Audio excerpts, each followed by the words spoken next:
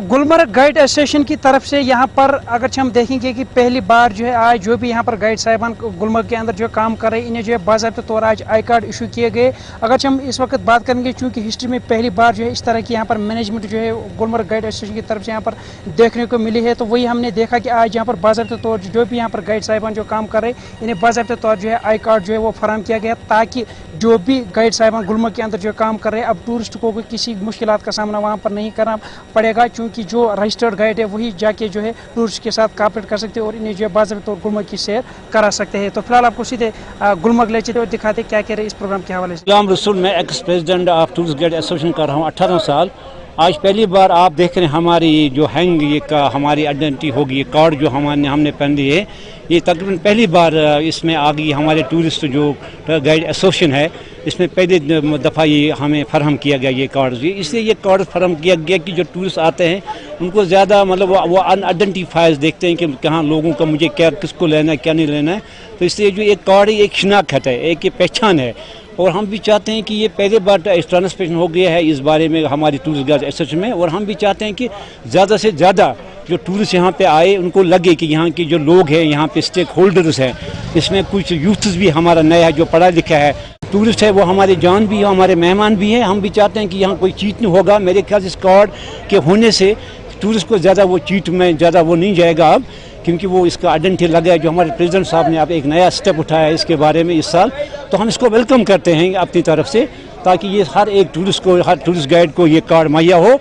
और वो तो ऑलरेडी अपने टूरिस्ट मतलब डिपार्टमेंट से रजिस्टर्ड हैं, फिर भी हमने एक आइडेंटिटी बनाया है थोड़ा ये कार्ड में। इसमें टूरिस्ट को ट्रांसपेरेंसी भी आएगी और थोड़ा सा इसको अवेयरनेस भी आएगा, और वो सोचेगा कि हमारे साथ अनआइडेंटिफाइड आदमी कोई नहीं है या कोई कैसा गैर आदमी नहीं है कोई। इसलिए हम शुक्रगुजार हैं कि ये कार्ड हमें मिला है। ये एक सराहना मतलब कोशिश है, आई अप्रिशिएट इट। मैं अपनी डिपार्टमेंट की तरफ से इसलिए भी मंजूर साहब का शुक्रिया अदा करता हूँ और इनको इस बात पे भी मुबारकबाद देता हूँ, क्योंकि ये हमेशा से एक डिमांड रही है।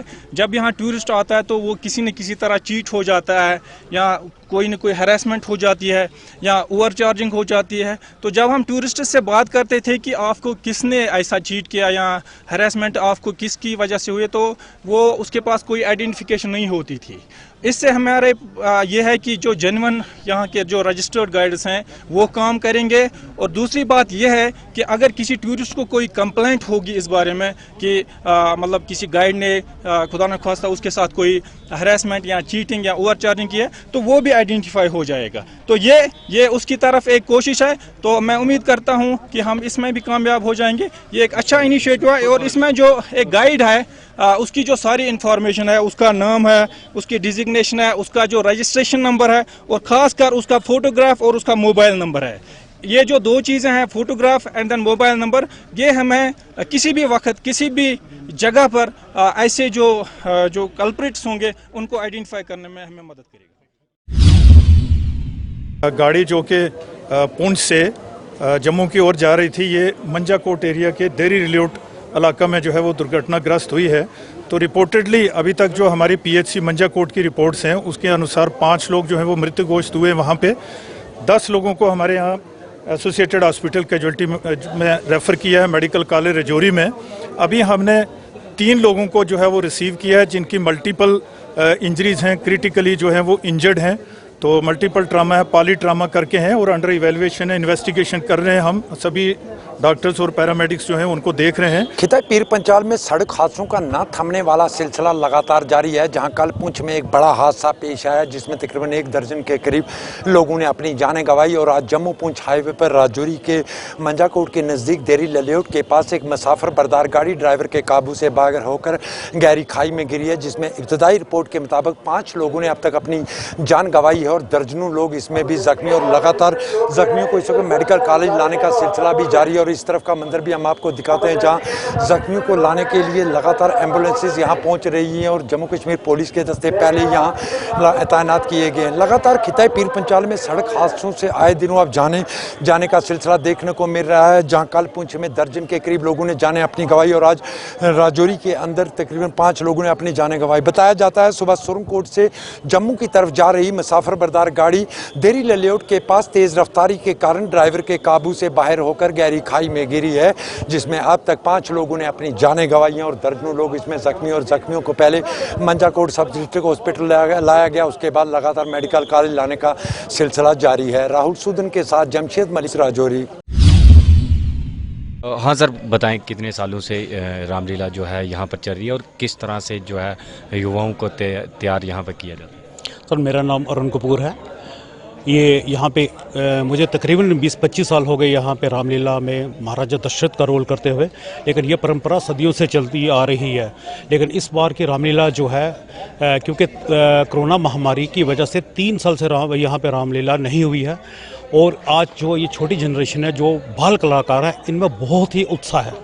इन बच्चों ने बहुत ही कंपेल किया कि जल्द से जल्द जो है इसके रिहर्सल शुरू हो, और आज आप ये देख रहे हैं कि ये स्टेज हमने पहले एडवांस में बना लिया है, और इस एडवांस स्टेज पे ही हमारी जो है ये रिहर्सल हो रही है। और इस बार हम चाहते हैं कि इस साल की रामलीला जो होगी वो बेस्ट रामलीला होने जा रही है, और जो छोटे छोटे कलाकार हैं, जो बच्चे तैयार हो रहे हैं, आने वाला ये जो हमारा फ्यूचर है। तो सर कितना समय लगता है बच्चों को तैयार करने में? बच्चे जो छोटे बच्चे हैं, बहुत ही टैलेंटेड बच्चे हैं, इनको थोड़ा सा भी एक डायरेक्शन देनी पड़ती है और ये बच्चे उसको फॉलो कर लेते हैं। मेरे हिसाब से पुंछ में टैलेंट की कोई कमी नहीं है। जैसे अब देखिए बाल कलाकार ये छोटे हनुमान का रोल करने वाले हैं, ये बहुत ही टैलेंटेड बच्चे हैं, और मेरे ख्याल में हमें इतनी ज़्यादा परेशानी नहीं आ रही है इस बार बच्चों में, क्योंकि टैलेंट की, मैंने कहा ना, टैलेंट की यहाँ पे कोई कमी नहीं है। सिर्फ इन्हें एक रास्ता दिखाना है हमने, जैसे बच्चे एक पत्थर की तरह है, इनको हमने तराशना है, निखारना है और इनके टैलेंट को बाहर निकालना है। कितने दिन तक ये प्रैक्टिस जो है वो की जाए? ये हमारी फर्स्ट नवरात्रे से पहले तक प्रैक्टिस चलती रहेगी, और उसके बाद फर्स्ट नवरात्रे को जो हमने फाइनल सीन जो है हमने स्टेज पे देना है पब्लिक के सामने। विराट सुदाथिया है, तो मैं छोटे हनुमान जी का रोल कर रहा हूँ, तो मुझे बहुत खुशी है, मैं आज ये रोल करने वाला हूँ। पिछले कई वर्षों से पुंछ गीता भवन में रामलीला जो है वो की जाती है।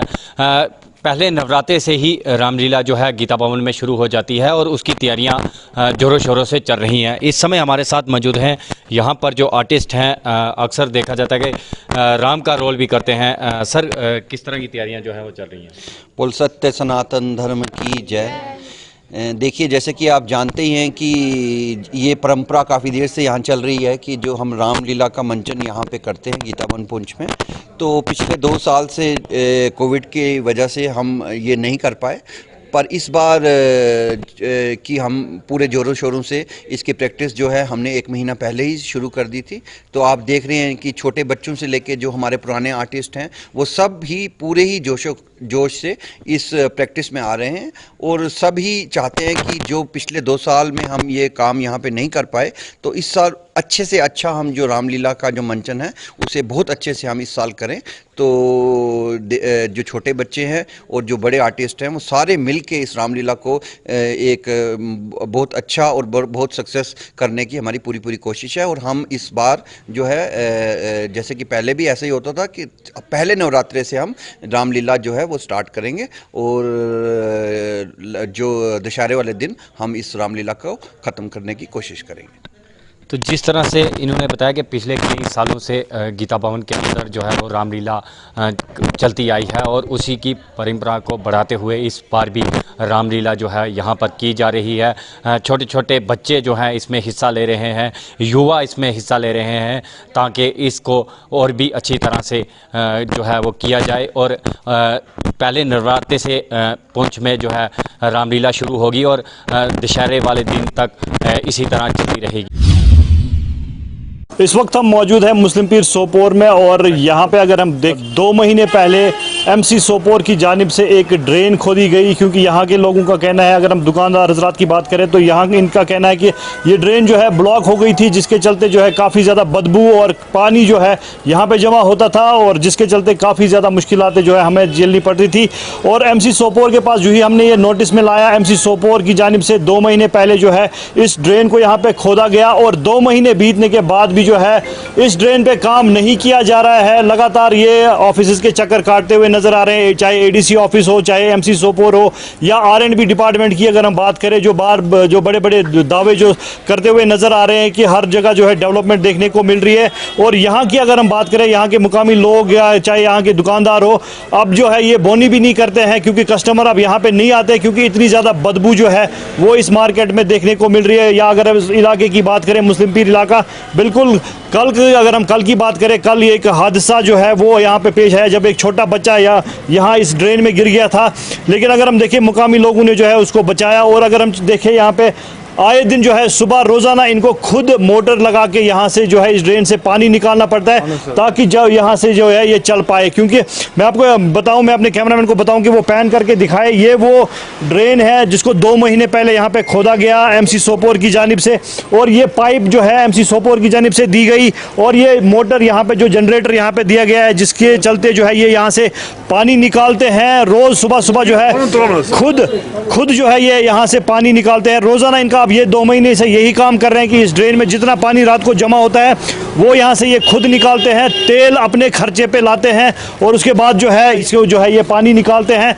और यहाँ से मेरे साथ बात करने के लिए यहाँ के मुकामी लोग, इनसे जानने की कोशिश करेंगे। आयाचे अगरचे आपको कहा गया था कि कुछ ही दिनों के अंदर अंदर जो है इस ड्रेन को कंप्लीट किया जाएगा, ये कंप्लीट ड्रेन की जाएगी, लेकिन 2 से 2.5 महीने बीतने के बाद भी जो है इनको कोई यहाँ पे नहीं आता है। अगर हम एमसी सोपोर की बात करें, जो बड़े बड़े दावे कर रहे हैं कि हर जगह जो है डेवलपमेंट है, या अगर हम सफाई की बात करें, जो अगर हम देखें म्युनिसिपल कमेटी सोपोर के जो मुलाजिम है, अगर हम स्वीपर्स की बात करें तो आज सुबह सुबह जो है एक स्वीपर ने यह भी कहा है कि मैं आपका नौकर नहीं हूं कि मैं यहाँ पे रोज आके जो है यहाँ पे सफाई करूं।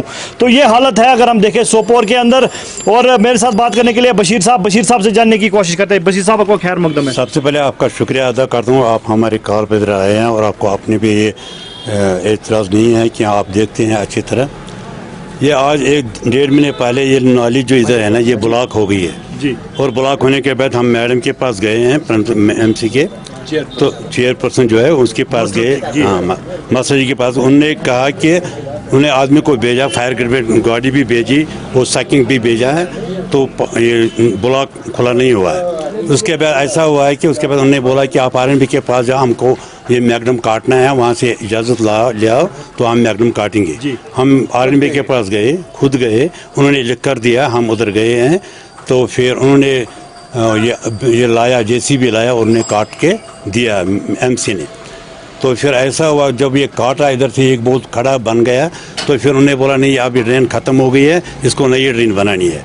आरएनबी ने कहा आप उधर से लिख के लाओ तो हम ड्रेन नया बनाएंगे। उन्हें लिख के दिया एमसी ने, तो हम आरएनबी के पास गए। आरएनबी वालों ने बोला उसको यहाँ आदमी भेजे, उन्होंने एस्टीमेट बनाया, 2,68,000 रुपया इसका एस्टीमेट बन गया।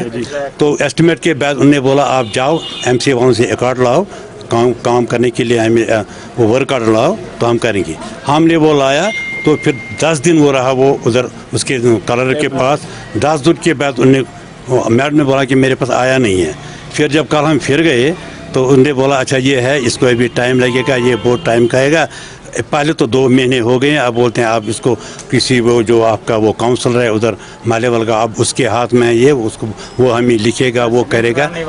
तो यहाँ तो हम बहुत परेशान है 2 महीने से। मतलब आपको टाल मटोल किया जा रहा है यहाँ से एक दफा फिर हम एडीसी के पास गए तो उन्होंने बोला कि नहीं मेरे हाथ में नहीं है। तो एसएचओ साहब भी आया, उन्होंने बोला भी हम उनको लिखेंगे, और इसलिए आरएनबी वाले बोलते हैं हमारे पास रिटर्न लाओ, हम इसको कल काम लगाए, शॉर्ट टर्म हम इसको नोटिस लगाएंगे तो हम इसको टेंडर निकालेंगे। लेकिन हमारे को वर्क ऑर्डर नहीं देते हैं, यूनिवर्सिटी हमारे को वर्क ऑर्डर नहीं देते आरएनबी को, वो इसको काम लगाते हैं। उनका तो कोई एतराज़ नहीं है, वो सिर्फ इंतज़ार करते हैं वर्क ऑर्डर लगाने। एमपी वालों को पता नहीं आपस में क्या रसकची है क्या है। हाँ पहले तो इधर हर एक डिपार्टमेंट में रसकची लगती है।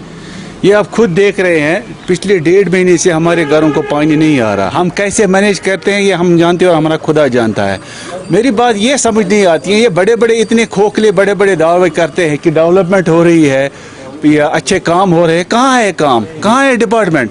पिछले 1.5 महीने से हम यहाँ दर बदर की ठोकरें खाते। हमने रोड ब्लॉक किया था, SHO साहब खुद खालिद साहब आए, उन्होंने हमें आश्वासन दिया कि हम विद इन नो टाइम ये मुतल्ला हुकाम तक बात पहुँचाएंगे, और उन्होंने भी कोशिश की है।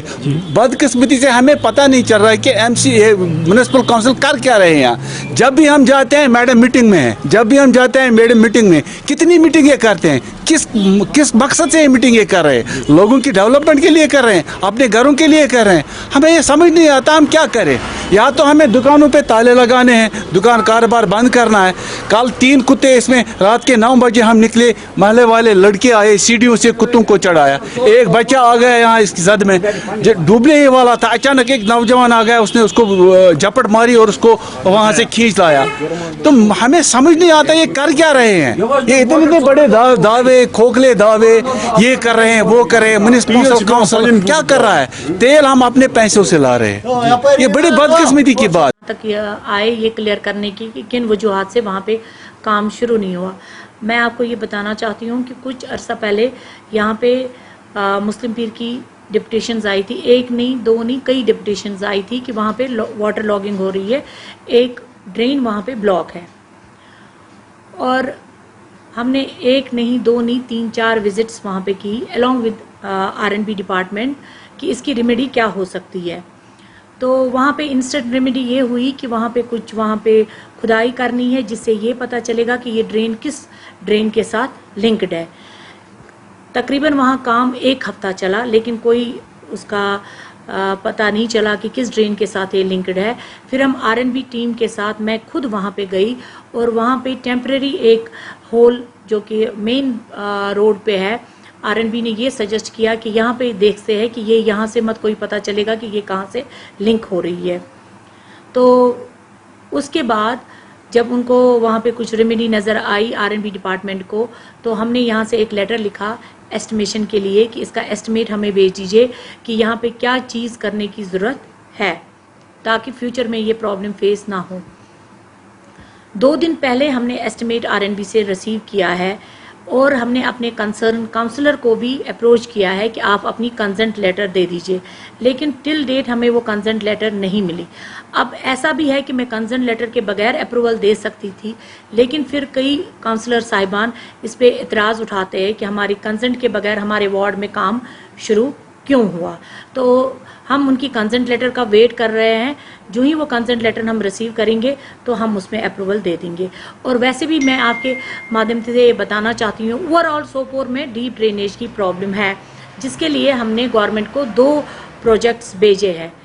तो आपकी वसासत से मैं LG हुकूमत को ये बताना चाहती हूँ कि जल्द अज जल्द वो प्रोजेक्ट्स हमारे अप्रूव होने चाहिए। इस पे जो अगर जो काम लगाना था क्यों नहीं लगाया जा रहा है? पिछले 2 महीने से लगातार इनको जो है यहाँ पे यही कहा जाता है कि आज करेंगे कल करेंगे, लेकिन अभी तक जो है ये काम नहीं लगाया जा रहा है, जिसके चलते काफ़ी ज़्यादा बदबू इस पूरे एरिया की, अगर हम बात करें पूरे मार्केट में जो है ये बदबू फैल रही है। आज बात करते हैं कश्मीर की पहली इंटरनेशनल व्हीलचेयर बास्केटबॉल प्लेयर की, जिन्हें इशरत अख्तर के नाम से जाना जाता है। आपको हम बताते चले, इशरत अख्तर एक ऐसे गांव में पैदा हुई है जहां खवातीन खेलों में हिस्सा नहीं लेती हैं। इनको जो कुछ भी इनके खानदान ने सिखाया उस पे यकीन किया और बड़े ख्वाबों की हिम्मत नहीं की। ताहम 24 अगस्त 2016 को उसकी ज़िंदगी बदल गई, जबकि वो अपने घर की दूसरी मंजिल से गिर गई। चोट संगीन थी, रीढ़ की हड्डी को नुकसान पहुंचा, जिसकी वजह से जिस्मानी तौर मौजूर हुई। चलिए हम मिलाते हैं आपको इशरत से। इशरत, आपका खैर मकदम है JK 24/7 में। Thank you sir. आप अपनी जर्नी के हवाले से बोलिए, कैसे आपकी जर्नी हुई स्टार्ट, क्या हुआ, आप क्या कैसे ऐसे प्रॉब्लम हुई कि आपको व्हीलचेयर पे आके खेलना पड़ा? जी 2016 में मेरा एक्सीडेंट हुआ, जिस वजह से मेरा स्पाइनल कॉर्ड इंजरी हुआ। और स्पाइनल कॉर्ड इंजरी होने के बाद जब हॉस्पिटल लेके गए और हॉस्पिटल में ट्रीटमेंट हुआ, सर्जरी हुई, लगभग मैं 1 महीने तक हॉस्पिटल में रही। और 1 महीने बाद फिर जब मुझे हॉस्पिटल से घर लेके आते हैं, मुझे एक ब्लैंकेट में ओढ़ के लेके आते हैं, उठा के जैसे एक लाश को उठाते हैं वैसे मुझे घर के अंदर लेके आते हैं।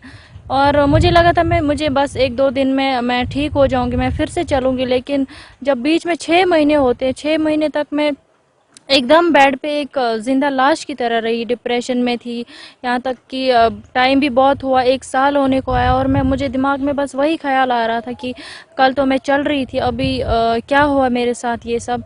और मुझे नहीं लग रहा था कि मतलब 1 साल हुआ है, और मुझे लग रहा था कि कल ही हुआ है मेरे साथ, मेरे जहन से वो जा नहीं रहा था।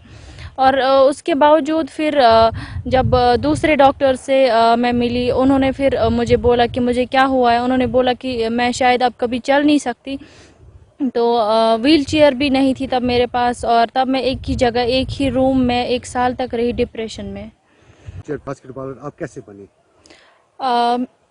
खुशबाग में एक कैंप हो रहा था व्हील चेयर बास्केटबॉल के लिए, तो जब मैं उस कैंप में चली गई, उन्होंने नहीं ट्रीटमेंट के लिए, ट्रीटमेंट उन्होंने मुझे बोला आप श्रीनगर आ जाओ बिमना में, तो वहाँ पे आपका ट्रीटमेंट स्टार्ट करेंगे। तब मेरे पास व्हील चेयर नहीं थी। जब मैं बिमना पहुँची और बिमना में डॉक्टर से मिली मैं, उन्होंने मुझे ट्रीट किया वहाँ पे, तो दूसरे दिन वो मुझे व्हील चेयर देते हैं, व्हील चेयर पे बिठाते हैं, और मुझे तब आता नहीं था और मुझे व्हील चेयर देखने से ही डर लगता था पहले। फिर जब मैंने वहाँ पे एक थेरेपी थी मेरे लिए, एक बास्केटबॉल, फिर जब बास्केटबॉल ज्वाइन किया, और तब मैं मतलब अकेली लड़की थी जो लड़कों के साथ खेलने गई थी नेशनल के लिए।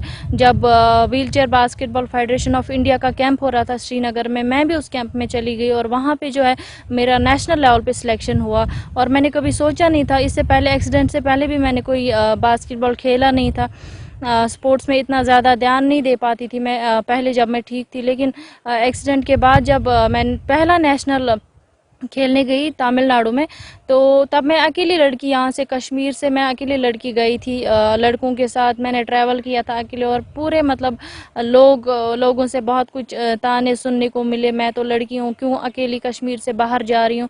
और जब वहाँ से मैं वापस आई, फिर मैंने J&K टीम बना ली, और फिर जो है बहुत सारी ऐसी लड़कियां थी जिनसे मैं मिली, और लड़कियों से बात करके फिर जो टीम बनी, और फिर दूसरा नेशनल जब हमने मोहाली में खेला, और वहाँ से वापस आने के बाद कुछ टाइम बाद फिर मेरा नेशनल कैंप में सिलेक्शन हुआ, जिसमें इंडिया टीम का सिलेक्शन होने वाला था। जब मैं चेन्नई पहुँची, मैंने वहाँ पे 3 दिन कैंप अटेंड किया, और वहाँ पे जो है मेरा इंटरनेशनल लेवल पे सिलेक्शन हुआ, और इंटरनेशनल फिर मैंने 2019 में थाईलैंड में खेला, और मैंने वहाँ पे इंडिया को रिप्रेजेंट किया। क्या इस दौरान आपको मतलब डिस्ट्रिक्ट एडमिनिस्ट्रेशन के हवाले से बात करें या LG एडमिनिस्ट्रेशन के हवाले से बात करें, आपकी मदद होती थी इस दौरान में? अभी एडमिनिस्ट्रेशन की तरफ से कोई भी हेल्प नहीं हुई मुझे, यहाँ तक कि इंटरनेशनल भी मैंने खेला, अभी तक कोई हेल्प नहीं हुई। यहाँ तक मैं बारामूला से श्रीनगर जाती थी प्रैक्टिस करने के लिए, क्योंकि बारामूला में कहीं पे बास्केटबॉल कोर्ट नहीं है, और मुझे रोज़ अपने जीजू के साथ बाइक पे बैठ के ट्रैवल करना पड़ता था। एक स्पाइनल कॉर्ड होने के बावजूद भी मुझे एक मजबूरी बोलते हैं उसे, मजबूरी के साथ चलते हुए मुझे बाइक पे बैठ के उनके साथ ट्रैवल करना पड़ता था, क्योंकि मुझे कोई सामने नहीं आ रहा था हेल्प करने के लिए। मैं पिछले 3 साल से इसी के पीछे लगी हूँ कि कहीं बास्केटबॉल कोर्ट मिले बारामूला में, मुझे ही नहीं बाकी सारे जो मेरे जैसे लोग हैं उनके काम आए वो कोर्ट, और मैं भी उसी कोर्ट में प्रैक्टिस करूँ। जब GN युत्तू साहब थे यहाँ पे डिस्ट्रिक्ट बारामूला में, एज ए DC थे वो यहाँ पे, तब मैंने उनसे जाके रिक्वेस्ट की थी कि हमारे बारामूला में कोर्ट नहीं है कहीं पे, और उन्होंने मुझे वर्ड दिया था उस टाइम कि एक तो आपको बारामूला में कोर्ट भी मिलेगा, कुछ ही महीनों के अंदर आपको कोर्ट भी मिलेगा, और भी कुछ प्रोमिसेस उन्होंने किए थे मेरे साथ, जैसे कि टैबलेट के बारे में, बाकी सारी फैसिलिटीज़ के बारे में, जो बेटी बचाओ बेटी पढ़ाओ स्कीम है, उन्होंने मुझे प्रॉमिस किया था वहाँ पे कि आपको डिस्ट्रिक्ट बारामूला में उसका हेड बना दिया जाएगा। लेकिन फिर वो भी जब वो चले गए यहाँ से, तो फिर दूसरे DC साहब आए, उनसे भी मैंने फिर वापस वही रिक्वेस्ट की, लेकिन तब भी कुछ नहीं हुआ। अभी हमारे डिस्ट्रिक्ट बारामूला में जो DC है वो भी एक फ़ीमेल है, मैं उनको एक रिक्वेस्ट करूंगी कि हमारे बारामूला में कहीं पे बास्केटबॉल कोर्ट बना दिया जाए। और हम जब रिसेंटली मैं उनके ऑफिस में गई थी, तो वहाँ पे मुझे ऐसे उठा के लेके गए ऊपर, क्योंकि वहाँ पे रैंप्स की कोई फैसिलिटी नहीं है, वॉशरूम्स की कोई फैसिलिटी नहीं है, वहाँ ही नहीं हर जगह हमारे जैसे लोगों के लिए फैसिलिटी होनी चाहिए, रैंप्स की, लिफ्ट की, ताकि हम अपने आप ऊपर जा सके दूसरे या तीसरे फ्लोर पे। इंटरनेशनल प्लेयर होने के बावजूद मैं उनसे ये रिक्वेस्ट करूँगी कि एक तो हमारे एरिया में बास्केटबॉल कोर्ट उनको रिक्वेस्ट कर रही हूँ मैं। और अगर वो मेरे लिए कुछ ट्रांसपोर्ट का इंतज़ाम करेंगे, क्योंकि मैं व्हील चेयर कैरी नहीं कर पाती हूँ, मुझे दो व्हील चेयर कैरी करने पड़ते हैं। स्कूटी पे व्हील चेयर मैं दो, एक स्पोर्ट्स व्हील चेयर और अपना नॉर्मल व्हील चेयर मैं दो व्हील चेयर कैरी नहीं कर पाती हूँ। उनसे मेरी यही रिक्वेस्ट रहेगी कि मेरी तरफ थोड़ा सा ध्यान दे, ताकि मैं आगे जा पाऊँ। मेरा आगे और मन हो, नहीं मैं और इंटरनेशनल और नेशनल्स खेलूँ। जिंदगी इस वक्त अच्छी तरह बदल गई जब शुमाली कश्मीर के बारामूला ज़िले की बंगडारा इलाके से ताल्लुक़ रखने वाली 24 साला लड़की इशरत ने 2018 में व्हीलचेयर बास्केटबॉल खेलने का आगाज़ किया। तकदीर के सामने इसने हथियार नहीं छोड़े, बिल आखिर इंटरनेशनल प्लेयर का मुकाम हासिल किया, इंडिया की नुमाइंदगी की थाईलैंड में। लेकिन इशरत का कहना है, जहां पर मैंने ऐसा मुकाम हासिल किया, वहीं आज मैं ज़िला इंतज़ामिया से गुजारिश करती हूं कि ज़िला बारामूला में भी बास्केटबॉल कोर्ट बनाया जाए, ताकि मैं अपनी रोज़मर्रा की प्रैक्टिस जारी रख सकूं और आने वाले वक्त में मैं अपने मुल्क का नाम रोशन कर सकूं। बकौल शायर, शायद कि उतर जाए तेरे दिल में मेरी ये बात। नदीम वानी, JK 24/7 बारामूला। ये शांति यात्रा एक एक्टिविटी है जो हम कर रहे हैं, जो हम गांधी जयंती सेलिब्रेशन जो 2 अक्टूबर को हम मनाने जा रहे हैं, लेकिन उसी के सिलसिले में ये बहुत सारी एक्टिविटीज़ हम कर रहे हैं। और ये जो शांति यात्रा है ये अनंतनाग से शुरू हुई है। अनंतनाग से ये कुलगाम से शुपियन से पुलवामा आ गई है, और पुलवामा से मैं 2 दिन के बाद कल हम इसको बडगाम रवाना करेंगे। तो ये इसलिए हम कर रहे हैं ताकि हमारे लोगों में, हमारे बच्चों में ये अवेयरनेस हो जाए कि गांधी जी ने जो आज़ादी की लड़ाई लड़ी थी और उसमें उसने क्या क्या तरीके इस्तेमाल किए थे। तो नॉन वायलेंस, अमन का एक पैगाम है जो उन्होंने इस पूरी कौम को दिया था कि अमन से भी हम आज़ादी हासिल कर सकते हैं। तो ये शांति यात्रा उसी की एक कड़ी है, ताकि सबको पता चल जाए कि शांति से भी हम अपना गोल हासिल कर सकते हैं। जानते हैं कि डिस्ट्रिक्ट अनंतनाग से मशल निकल के कुलगाम और कुलगाम से शुपियन, और शुपियन ने हैंड ओवर कल पुलवामा एडमिनिस्ट्रेशन को किया था। और जैसे कि आप जानते हैं कि बिल्कुल सेंट्रल हाई स्कूल से आज मशल निकल कर यहाँ आगे जा रही है, वो जो आगे स्कूलों को मशल हवाले किए जा रही है। और उसी के हवाले से आपको बताना चाहेंगे, ये 2 दिन पुलवामा में ये मशल रहेगी, ताकि जो गांधी संत यात्रा है जो वो आज निकाली गई थी पुलवामा की जानिब से, ये 2 दिन यहाँ पे चलेगी। 2 दिन के बाद ये बडगाम पहुँचेगी और बडगाम से कहीं और डिस्ट्रिक्ट में जाएगी। लेकिन आपको बताना चाहेंगे, आज ये पुलवामा डिस्ट्रिक्ट में बिल्कुल मेन बाजार से निकलकर यहाँ की जो CO पुलवामा है वो आज इसके हेड कर रहे थे। इसी हवाले से आपको बताना चाहेंगे, ये अभी ये छोटे बच्चों के हवाले हुई है माशा, ताकि आगे न्यूयॉर्क से दूसरे स्कूल में जाएगी। सांबा में एक काफी दुखद वाकया पेश आया है। आपको बताते चले कि सांबा के बसंतर दरिया में काफी भारी मात्रा में मछलियां मृत पाई गई हैं। ये काफी दुखद समाचार जो है ये सांबा से सामने आ रहा है। और आपको बताते चले कि मैं अभी भी बसंतर दरिया में मौजूद हूं और बसंतर दरिया के उसी पॉइंट पर मौजूद हूं। यहां पर तमाम मछलियां जो है ये मृत पाई गई है। आप मेरे पीछे देख सकते हैं ये बसंतर दरिया का दायरा, और एक तरफ आप नीचे की तरफ देखेंगे तो पानी आपको बहता दिखाई दे रहा है। लेकिन अगर इस ओर की बात करें, जहां पर हम खड़े हैं, इसके पीछे जो आप पानी देख रहे हैं ये जहरीला गंदा पानी, हरे रंग का पानी जो है ये टॉक्सिक वाटर, जहरीला पानी जो तमाम सांबा के औद्योगिक क्षेत्र में स्थापित इंसेक्टिसाइड और पेस्टिसाइड फैक्ट्रियों का जो गंदा पानी आता है, जहरीला पानी आता है, वो बसंतर दरिया में आता है। और बसंतर दरिया के जो जल प्राणी मछलियां हैं उनकी जो है जिंदगी दांव पर लग गई है। ये मछलियां लगातार मरती हुई दिखाई दे रही हैं और ये एक चिंता का विषय बना हुआ है। और कहीं ना कहीं जो ये टॉक्सिक पानी आता है, जब ये पानी बसंतर दरिया में आता है तो जो पानी के अंदर ऑक्सीजन मछलियों को मिलनी चाहिए वो नहीं मिल पाती इस गंदे पानी की वजह से, जिसकी वजह से ये तमाम मछलियां जो है वो मर रही हैं। हम पूरी रिपोर्ट आपको दिखाने की कोशिश कर रहे हैं। जो तस्वीरें आप देख रहे हैं, आप देख रहे हैं कि किस तरह से भारी मात्रा में यहाँ पर छोटी मछलियां जो मरती दिखाई दे रही हैं और कहीं ना कहीं एक सीरियस कंसर्न है। और सांबा के लोग भी काफ़ी ज़्यादा इस समय नाराज़गी व्यक्त कर रहे हैं कि जो सांबा के औद्योगिक क्षेत्र में ये जो घातक फैक्ट्री हैं, इंसेक्टिसाइड हो गई या पेस्टिसाइड हो गई, तमाम इन फैक्ट्रियों का जो पानी है वो बिना फिल्टर किए यहाँ पर जो वो सीधे बसंतर में डाला जाता है। जो ड्रेनेज सिस्टम है उनका जो ठीक नहीं है और पूरा का पूरा गंदा पानी जो बसंतर में जब मिलता है तो फिर जो जल प्राणी है उनको खतरा हो जाता है और खतरा लगातार बना हुआ है। नीचे की तरफ आप देख सकते हैं कि काफ़ी ज़्यादा मछलियाँ जो वो मरती हुई इस समय दिखाई दे रही हैं। इसी को लेकर हमने यहाँ की जो कंसर्न ऑफिसर हैं फिशरीज डिपार्टमेंट की assistant director fisheries department Farkhanda वानी जी, उनसे भी हमने बातचीत करने की कोशिश की है। क्या उन्होंने कहा है ये ये भी आप इस रिपोर्ट में देखिए। लेकिन ये चिंता का विषय है, क्या कुछ इसको लेकर प्रशासन संज्ञान लेता है ये भी हमें देखना होगा। लेकिन हमने जो अधिकारियों से बात की, अधिकारियों ने साफ तौर पर कहा कि हमने डीसी सांबा और नादा जी को एक लेटर लिख दी है। उस लेटर में ये मेंशन किया हुआ है कि जो फैक्ट्रियां हैं सांबा में इस तरह की पेस्टिसाइड और इंसेक्टिसाइड, उनकी फैक्ट्रियों का जो गंदा पानी यहाँ पर आता है उसको लेकर उनको नॉर्म्स फॉलो करने के लिए हिदायत दी जाए और एक लीगल एक्शन लिया जाए इनके खिलाफ, जिनकी वजह से ये जल प्राणी मरते हुए यहाँ पर पाए जा रहे हैं। और क्या कुछ एक्शन लिया जाता है विभाग की तरफ से, इसको लेकर भी हमें इंतजार करना होगा। लेकिन बसंतर दरिया का जो पानी का सैंपल है वो भी लिया गया है। अब वाटर सैंपल की क्या रिपोर्ट सामने आती है ये भी हमें देखना होगा। लेकिन इससे पहले भी कई बार हमने ये जल प्राणी मछलियां हमने मरते हुए देखे हैं। इससे पहले भी कई बार इस तरह के हादसे पेश आ चुके हैं। लेकिन उसके बाद भी अगर कंसर्न्ड विभाग की बात करें तो कुछ संज्ञान नहीं लिया गया। लेकिन हमें बताया गया कि जो पेट्रोलिंग पार्टीज हैं फिशरीज डिपार्टमेंट की, वो कल से लगातार यहाँ पर पेट्रोलिंग कर रहे हैं और देख रहे हैं कि किस किस हिस्से में जो मछलियां जो हैं मृत पाई गई हैं। हालांकि ये जो स्ट्रेच आप देख रहे हैं बसंतर दरिया का, ये पुल जो आप देख रहे हैं, इसी स्ट्रेच पर ये जो हादसा पेश आया है।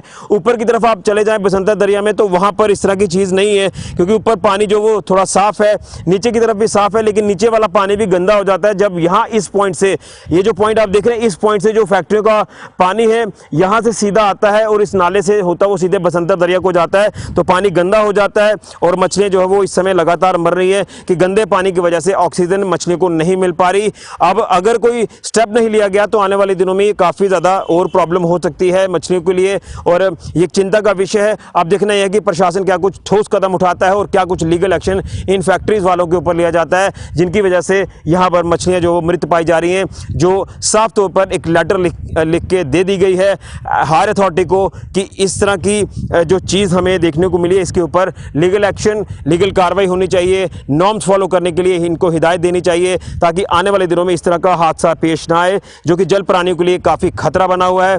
हम मछली जल की रानी तो कहते हैं, लेकिन आज इस मछली का ही जो जीवन है ये संकट में है और लगातार यहाँ पर मछलियाँ मर रही हैं। और उससे के साथ साथ अगर फिशरमैन की बात करें, लगभग 450 के आसपास ऐसे हाउस होल्ड है जो इसके ऊपर निर्भर करते हैं, लेकिन उनको भी काफ़ी ज़्यादा नुकसान इस समय हो रहा है। एक चिंता का विषय है, क्या कुछ इसके ऊपर संज्ञान लिया जाता है इसको लेकर हमें इंतजार करना होगा, जो कंसर्न्ड विभाग के अधिकारियों ने भी साफ तौर पर कहा। फिलहाल के लिए कैमरामैन राहुल के साथ ऋषि आपको बताना चाहेंगे आज एलजी मनोज सिन्हा जी लगभग 2 दिन से चुनाव खिते के दौरे पे हैं। कल किश्तवाड़ में थे, आज डोडा के अंदर उन्होंने इनॉग्रेशन अलग अलग चीज़ों की और साथ ही साथ डिपार्टमेंट्स की मीटिंग भी ली। मेरे साथ है बीडीसी कहरा, इनसे बातचीत करते हैं। आपका नाम क्या है थोड़ा सा बताएं। आपने भी अभी एलजी साहब से जो है मुलाकात की और क्या क्या दिखते आपको इलाके के अंदर है और क्या क्या उन्होंने बताया?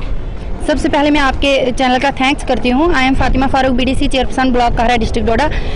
हमें बड़े दुख से ये कहना पड़ता है कि जब हम फर्स्ट डे एलजी साहब से मिले थे तब भी हमने अपनी बहुत सारी डिमांड्स रखी थी, वो फिर चाहे बीडीसी हो या डीडीसी हो या फिर पीआरआईज हो, बहुत सारी डिमांड हमने रखी थी, बट उन पे कोई भी मतलब रिस्पांस नहीं मिला या फिर हमें नहीं पता है वो फाइल गायब कहाँ हो गई थी।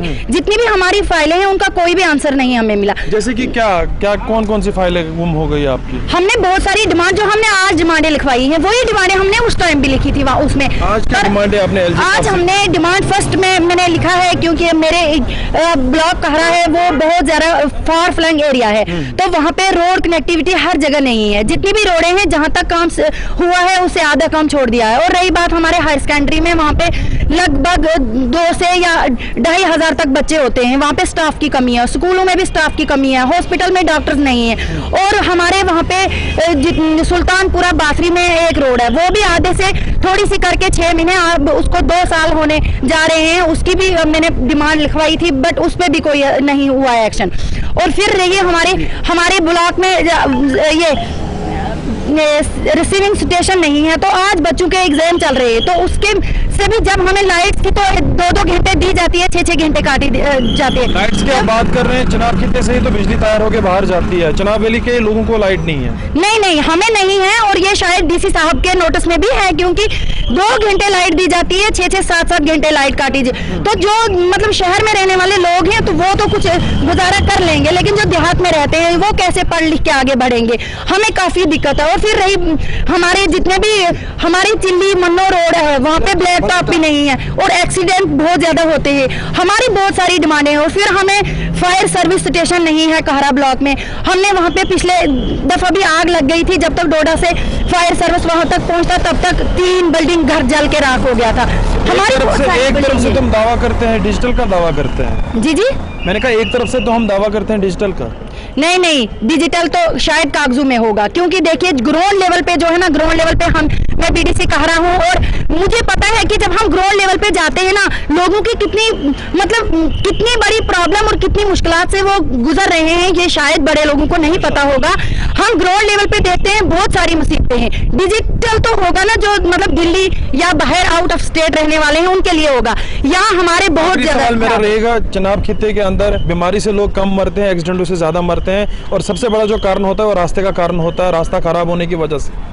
बिल्कुल, ये आपका क्वेश्चन सही है, क्योंकि जितने भी हमारे अभी कुछ तो कहते हैं कि ऊपर वाले की तरफ से मौत है, लेकिन ऊपर वाले की तरफ से तो है ही, मगर जितने भी हमारे रोड कनेक्टिविटी है, फिर खड्डे हैं इतने बड़े बड़े, वहाँ पे ब्लैक टॉप नहीं है, तो सबसे ज्यादा मेन कारण यही है कि एक्सीडेंट तो वहीं पे होते हैं जहाँ रोड खराब होती है।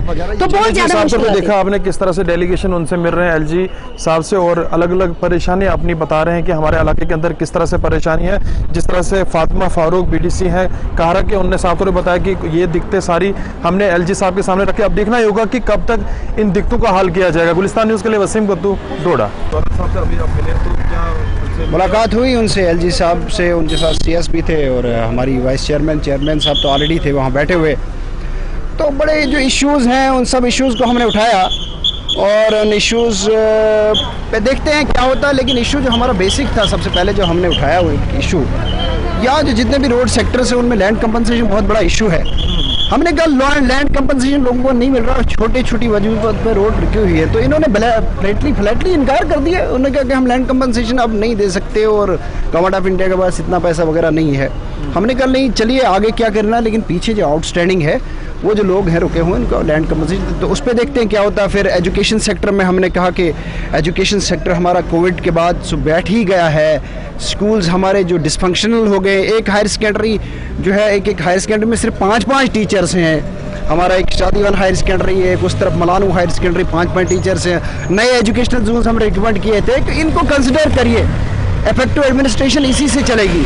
हेल्थ सेक्टर पे कहा कि हमने मेडिकल कॉलेज जो है, ये मेडिकल कॉलेज थोड़ा सा इफेक्टिवली फंक्शन करे, क्योंकि as a medical college function करता हुआ नजर नहीं आ रहा है। मैं भी हमने गवर्नर एलजी साहब से रिक्वेस्ट किया हुआ है कि ये कभी R&B डिपार्टमेंट से है, PMGSY डिपार्टमेंट से है, CRF में पड़ा हुआ है, तो एटलीस्ट 20 साल से ये लोगों का मुआवजा जो है, कंपनसेशन जो है वो पड़ा हुआ है, उसको भी मेहरबानी करके उसको रिलीज़ किया जाए।